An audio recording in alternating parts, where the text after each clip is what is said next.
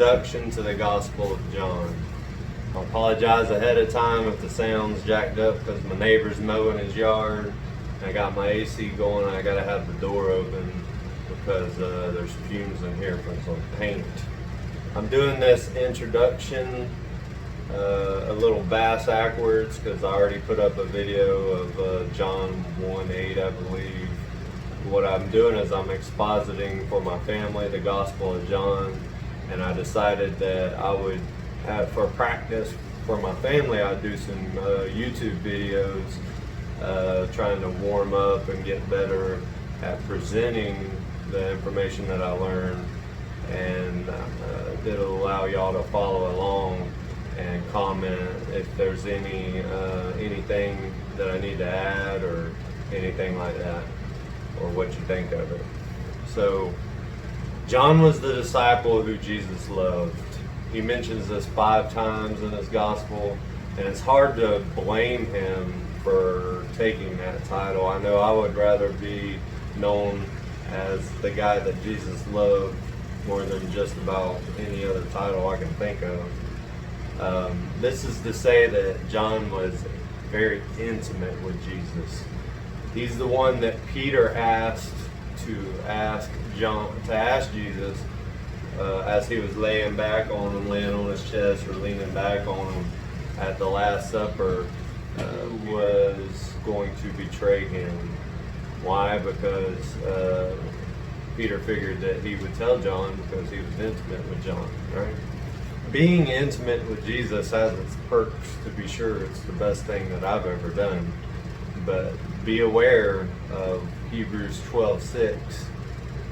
The Lord disciplines the one he loves and chastises every son whom he receives. Now this is the same John that was banished to the island of Patmos. He was in prison there for a long time, and most scholars believe that he penned the Gospel of John as well as Revelation during his time there in his banishment. Now notice this theme in Scripture, that whenever the world is persecuting a believer, they believe that they are stamping him down. God is using that persecution to further his kingdom. Think about the story of Joseph, or the life of Paul, or the life of John. This is a fact of Christianity. If you are a follower of Jesus, you will be persecuted. A servant is not greater than his master. In anything that we read, the goal is to understand the points that the author is trying to make. Reading without this goal is both harmful and dishonest. So what's the purpose of the Gospel of John? What's the theme? What's the warp and the woof of what he has to say? He states his purpose fairly clearly in John chapter 20, verses 30 and 31. It says, "Now Jesus did many other signs in the presence of the disciples, which are not written in this book.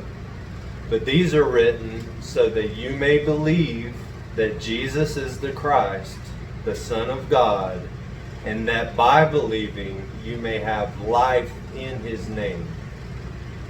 Now John knows what he wants to say, and he knows how he wants to say it.